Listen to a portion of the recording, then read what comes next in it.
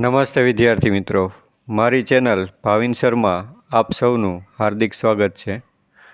આજે આપણે ધોરણ 7 પ્રકરણ 8 સમય સંખ્યાનો અભ્યાસ કરશું। વિદ્યાર્થી મિત્રો, આપ આગલા ધોરણમાં પ્રાકૃતિક સંખ્યા, પૂર્ણ સંખ્યા અને પૂર્ણાંક સંખ્યા વિશે શીખી ગયા છો। તો હવે એ જ સંખ્યાની કડીમાં આગલી સંખ્યા સમય સંખ્યા વિશે જોશું। સમય સંખ્યા એટલે શું તેના વિશે આપણે સમજ મેળવીશું।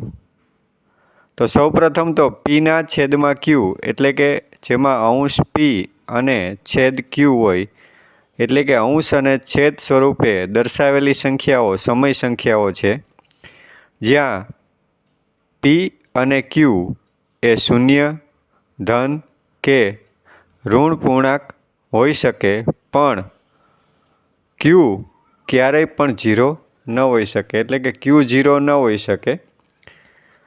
બધા જ પૂર્ણાંકો અને અપૂર્ણાંકો સમય સંખ્યાઓ છે, એટલે કે દરેક સંખ્યાઓ એ સમય સંખ્યા છે જ। જો પી એ ધન પૂર્ણાંક હોય તો તે ધન સમય સંખ્યા છે, અને જો પી એ ઋણ પૂર્ણાંક હોય તો તે ઋણ સમય સંખ્યા કહેવાય। જો પી એ શૂન્ય હોય તો તે શૂન્ય સમય સંખ્યા કહેવાય। તે ધન કે ઋણ સમય સંખ્યા નથી, કેમ કે શૂન્ય છે એ તટસ્થ સંખ્યા છે। સમય સંખ્યાના અંશ અને છેદને એક સિવાય કોઈ સામાન્ય અવયવ ન હોય, તથા છેદ ધન પૂર્ણાંક હોય તો તે સમય સંખ્યા પ્રમાણિત સ્વરૂપમાં છે એમ કહેવાય। દરેક સમય સંખ્યાને સંખ્યા રેખા ઉપર દર્શાવી શકાય છે। સંખ્યા રેખા ઉપર અસંખ્ય સમય સંખ્યાઓ છે, એટલે કે કોઈ પણ બે ક્રમિક પ્રાકૃતિક સંખ્યા વચ્ચે અસંખ્ય સમય સંખ્યાઓ આવેલ છે। વળી બે સમય સંખ્યાઓ વચ્ચે પણ અસંખ્ય સમય સંખ્યાઓ છે। ત્યારબાદ આપણે આગળ વાત કરીએ કે સમછેદી અપૂર્ણાંકમાં, એટલે કે જેનો છેદ સરખો હોય તેને સમછેદી કહેવામાં આવે છે। સમછેદી અપૂર્ણાંકમાં જે અપૂર્ણાંકનો અંશ મોટો તે અપૂર્ણાંક મોટો, અને જેનો અંશ નાનો તે અપૂર્ણાંક નાનો। આપણે જ્યારે ચડતા ક્રમમાં ગોઠવવાના હોય ત્યારે આ વસ્તુ ધ્યાનમાં રાખવાની છે। સમછેદી અપૂર્ણાંકનો સરવાળો કરવા તેમના અંશનો સરવાળો કરી અંશમાં મૂકવામાં આવે છે, અને છેદ તે જ રાખવામાં આવે છે। અને બાદબાકી કરવામાં પણ એ જ રીતે કરવામાં આવે, છેદ તે જ રાખવામાં આવે છે। અંશની સરવાળો અથવા તો બાદબાકી કરવામાં આવે। ત્યારબાદ અપૂર્ણાંકના ગુણાકાર કરવા માટે અંશનો ગુણાકાર અંશ સાથે અને છેદનો ગુણાકાર છેદ સાથે કરવામાં આવે છે। ગુણાકાર પછી આપણે ભાગાકારની વાત કરીએ કે એક અપૂર્ણાંકનો બીજા અપૂર્ણાંક વડે ભાગાકાર કરવા બીજા અપૂર્ણાંકનો વ્યસ્ત વડે ગુણવામાં આવે છે। એટલે કે અપૂર્ણાંકનો ભાગાકાર કરવા માટે થઈને શું કરવાનું, તો કે ભાગાકારને બદલે ગુણાકારની નિશાની કરવાની અને વ્યસ્ત સંખ્યા લખવાની। તો આપણે વિરોધી અને વ્યસ્ત સંખ્યા વિશે સમજી લઈએ। વિરોધી સંખ્યા એટલે તો કે વિરોધી સંખ્યા એટલે કે સંખ્યા ન બદલવામાં આવે, માત્ર ચિહ્ન બદલવામાં આવે, એટલે કે વત્તા હોય તો ઓછા થશે, ઓછા હોય તો વત્તા થશે। દાખલા તરીકે +5 છે, એની વિરોધી સંખ્યા તો કે -5 થશે। -2/3 છે તો એની વિરોધી સંખ્યા થશે +2/3। તેવી રીતે આપણે વ્યસ્ત સંખ્યાનું સમજીએ તો વ્યસ્ત સંખ્યામાં નિશાની એટલે કે ચિહ્ન નહીં બદલાય, માત્ર સંખ્યા છે એ ઉલટસુલટ થશે। એટલે કે ઉદાહરણ તરીકે આપણે જોઈએ તો -2/3 ની વ્યસ્ત સંખ્યા થશે -3/2, એટલે કે છેદ અંશની જગ્યાએ અને અંશ છેદની જગ્યાએ આવશે। એવી રીતના 5ની વ્યસ્ત સંખ્યા તો કે 5/1 આપણે લખશું, કંઈ નથી એટલે આપણે 1 લખી શકીએ, અને એની વ્યસ્ત થશે 1/5। હવે વિદ્યાર્થી મિત્રો, આપણે જેટલા વધુ દાખલા ગણશું એટલું જ વધારે સારી રીતે સમજાશે। થિયરી વારંવાર સાંભળો, સમજો અને સ્વાધ્યાય પોથી સાથે રાખીને દાખલા ગણો, કે જેથી તમને વધુ સારી રીતે ગણિત અને આ પ્રકરણ આવડી શકે। તો આપણે પ્રથમ પ્રત્યેક વિધાન સાચું બને એ રીતે ખાલી જગ્યા પૂરો એ દાખલો આપણે જોશું. તો પહેલી ખાલી જગ્યા છે કે -2/3 અને 10/-15 એ કિંમતને રીતે ખાલી જગ્યા સમય સંખ્યાઓ છે.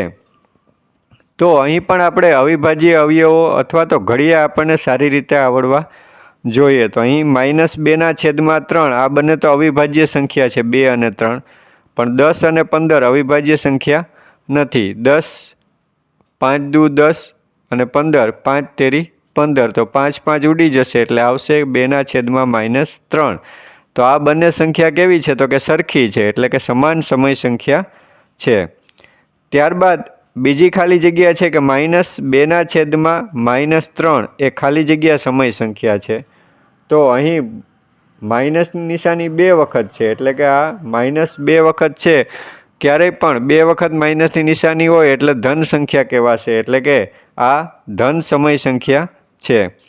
ત્યારબાદ ત્રીજી ખાલી જગ્યા છે કે સંખ્યા રેખા ઉપર -3/4 એ 0ની ખાલી જગ્યા બાજુએ છે. તો હવે ઋણ કોઈ પણ સંખ્યા 0ની હંમેશા ડાબી બાજુએ આવે છે, એટલે જવાબ લખશું ડાબી બાજુએ. ત્યારબાદ ચોથી ખાલી જગ્યા છે કે સંખ્યા રેખા ઉપર 4/5 એ 0ની ખાલી જગ્યા બાજુએ છે. તો 0ની જમણી બાજુએ ધન સંખ્યા આવે છે, એટલે આપણે જવાબ લખશું જમણી બાજુએ. ત્યારબાદ પાંચમી ખાલી જગ્યા છે કે સંખ્યા રેખા ઉપર -2 અને 2ની વચ્ચે ખાલી જગ્યા સમય સંખ્યાઓ છે. તો અહીં વિદ્યાર્થી મિત્રો કોઈ પણ બે સંખ્યા વચ્ચે અસંખ્ય સમય સંખ્યા હોય છે, એટલે આપણે જવાબ લખશું અસંખ્ય. છઠ્ઠી ખાલી જગ્યા છે કે 3/5 ને અંશ અને છેદમાં સામાન્ય અવયવ 1 છે, તેથી તે ખાલી જગ્યા સમય સંખ્યા કહેવાય. તો આ પ્રમાણિત સમય સંખ્યા કહેવાય. ત્યારબાદ સાતમી ખાલી જગ્યા છે કે -45/30નું પ્રમાણિત સ્વરૂપ ખાલી જગ્યા છે. તો અહીં આપણે અવયવની રીતે આપણે વાત કરીએ કે સામાન્ય અવયવ કયો છે, તો 45 અને 30 બંનેમાં સામાન્ય અવયવ 15 છે. 15 તેરી 45 ને 15 દુ 30, તો 15 15 ઉડી જશે, એટલે કે -3/2.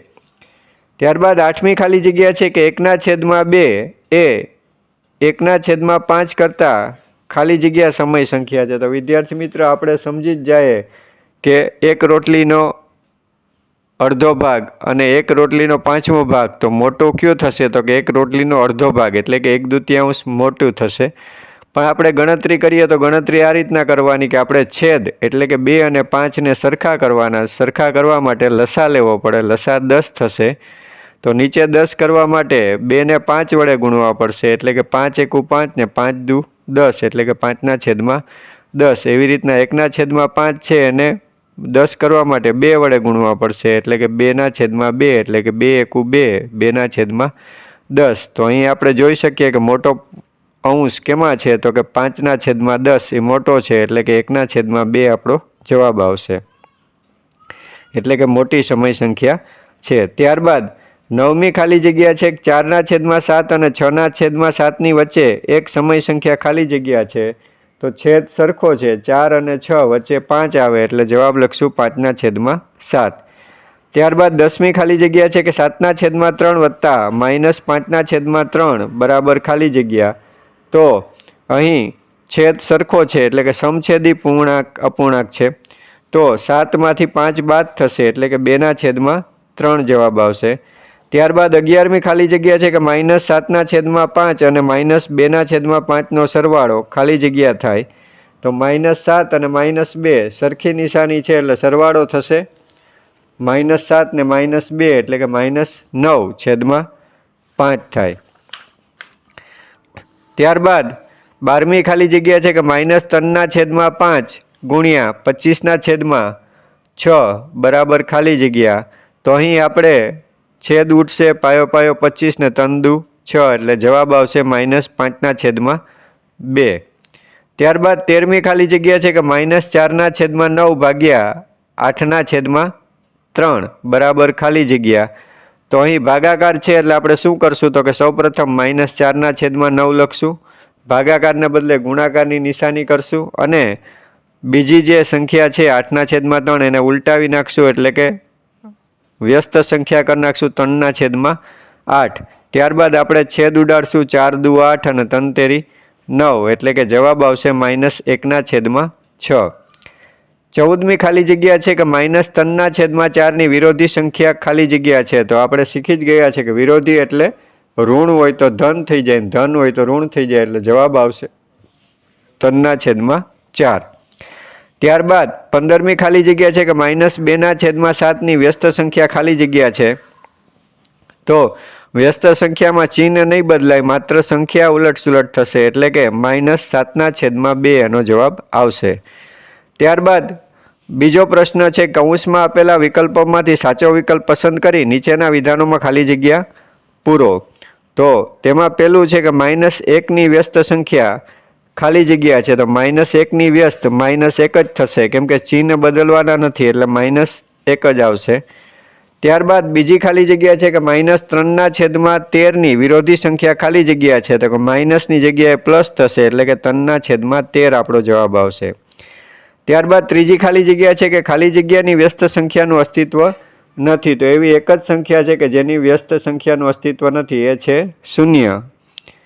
ત્યારબાદ ચોથી ખાલી જગ્યા છે કે 1ના વિરોધીની વ્યસ્ત સંખ્યા ખાલી જગ્યા છે. તો હવે 1ની સૌ પ્રથમ વિરોધી સંખ્યા કરશું. તો 1ની વિરોધી થશે -1 અને એની વ્યસ્ત થશે -1.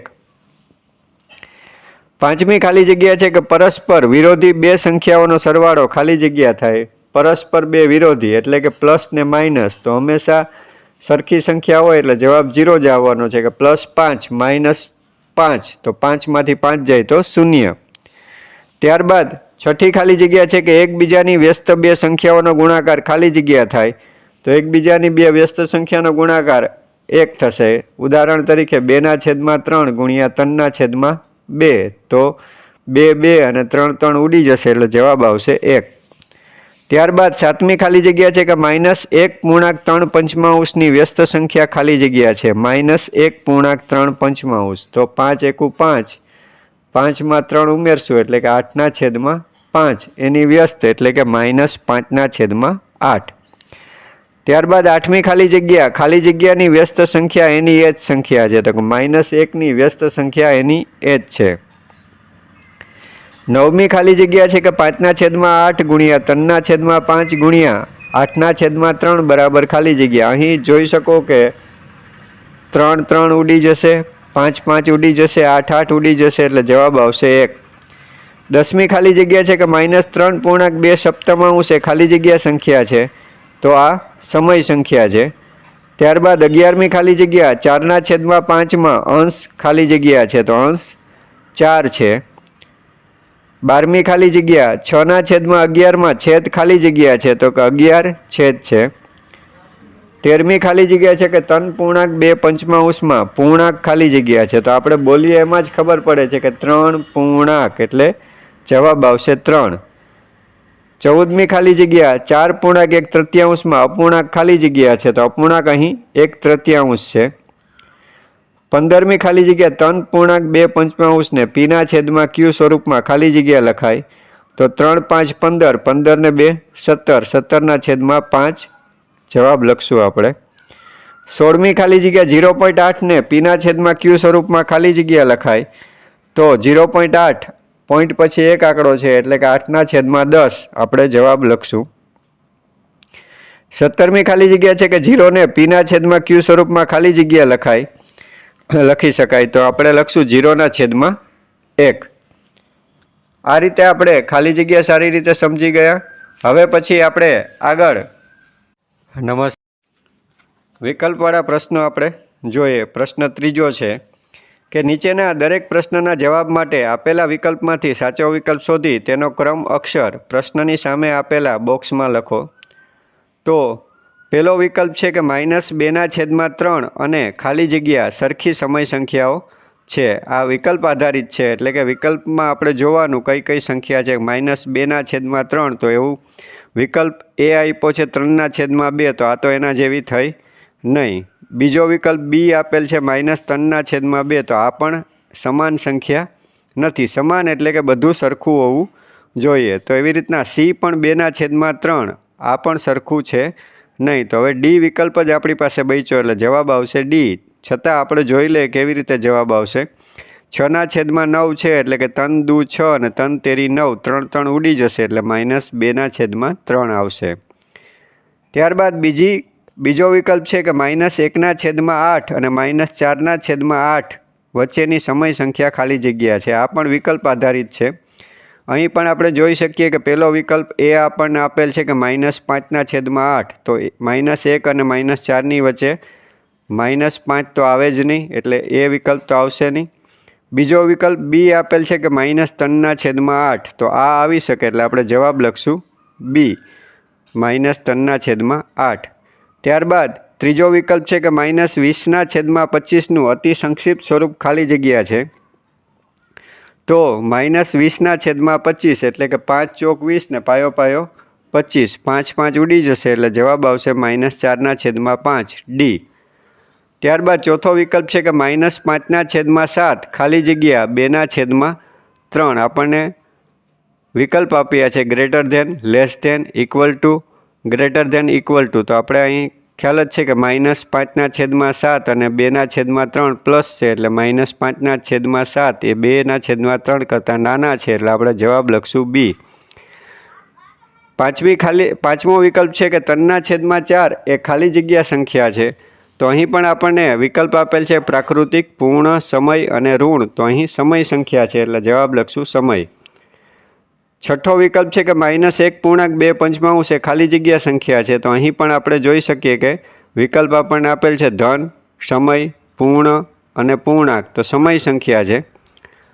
સાતમો વિકલ્પ છે કે 2.5 એ ખાલી જગ્યા સંખ્યા છે। તો આ પણ સમય સંખ્યા છે કેમ કે ઋણ નથી, પ્રાકૃતિક નથી કે પૂર્ણ પણ નથી। આઠમો વિકલ્પ છે ખાલી જગ્યાએ -4થી મોટી સમય સંખ્યા છે। તો -6 એ તો એનાથી નાની છે, -5 તો એ પણ એનાથી નાની છે, -100 એ પણ નાની છે, તો -2 એ -4 કરતાં મોટી સમય સંખ્યા છે। નવમો વિકલ્પ છે કે 0 અને 5ની વચ્ચે ખાલી જગ્યા સમય સંખ્યાઓ છે। તો આપણે આ તો ખાલી જગ્યા આગળ કરી જ ગયા છે, કેટલી હોય છે તો કે અસંખ્ય, એટલે આપણે જવાબ લખશું અસંખ્ય। 10મો વિકલ્પ છે કે 1.2 ને સંખ્યા રેખા ઉપર દર્શાવવા 1 અને 2 વચ્ચે ખાલી જગ્યા સરખા ભાગ પાડીશું। તો 2/5 છે એટલે કે 5 સરખા ભાગ પાડીશું એટલે કે આપણે જવાબ લખશું સી। 11મો વિકલ્પ છે કે ખાલી જગ્યા સંખ્યાઓનું સંખ્યા રેખા ઉપર નિરૂપણ 0ની ડાબી બાજુએ થાય। તો આપણે શીખી જ ગયા છે કે સંખ્યા રેખા ઉપર ઋણ સંખ્યાઓનું નિરૂપણ 0ની ડાબી બાજુએ કરવામાં આવે છે એટલે આપણે જવાબ લખશું ઋણ સંખ્યાઓ। 12મો વિકલ્પ છે કે 2.3/4ની વ્યસ્ત સંખ્યા ખાલી જગ્યા છે। 2.3/4 એટલે કે 2 ચોક 8, 8 ને 3 11, 11/4 એની વ્યસ્ત સંખ્યા એટલે કે 4/11। હવે આપણે આગળનો દાખલો જોઈએ કે પ્રમાણિત સ્વરૂપમાં લખો। એમાં પહેલો દાખલો છે કે -45/30, તો આપણે ખાલી જગ્યા કરી જ ગયા છે। આપણે 45ના અવયવ પાડવાના, 45ના અવયવ પાડશું કે 3 તેરી 9, 9 5 45। એવી રીતના 30ના અવયવ પાડશું 2 × 3 × 5, 2 તેરી 6, 6 5 30। અહીં 3 3 5 5 ઉડી ગયા છે એટલે આપણો જવાબ આવશે -3/2। ત્યારબાદ બીજો દાખલો છે -36/24, તો અહીં પણ એવી જ રીતના કરશું। આપણે બે રીતે દાખલો ગણી શકીએ, ગુસા લઈને પણ। અહીં ગુસા આપણે લેશું એટલે 45 અને 36 અને 24નો ગુસા 12 થશે એટલે કે 12 તેરી 36 ને 12 દુ 24, તો જવાબ આપણને મળશે -3/2। એવી રીતના ત્રીજો દાખલો છે કે -24/32, તો અહીં ગુસા થશે 8, તો 24ને આપણે 8 વડે ભાગશું તો 8 તેરી 24 અને 32ને 8 વડે ભાગશું એટલે 8 ચોક 32 એટલે જવાબ આવશે -3/4। તો વિદ્યાર્થી મિત્રો, આ દાખલા તમને સારી રીતે સમજાઈ ગયા હશે। હવે પછીના વિડીયોમાં આગળના દાખલાઓની ચર્ચા કરશું। તો તુરંત જ મારી ચેનલને સબસ્ક્રાઈબ કરો, બેલ આઇકોન પ્રેસ કરો, વધુને વધુ વિડીયો જુઓ અને શેર કરો। Thank you.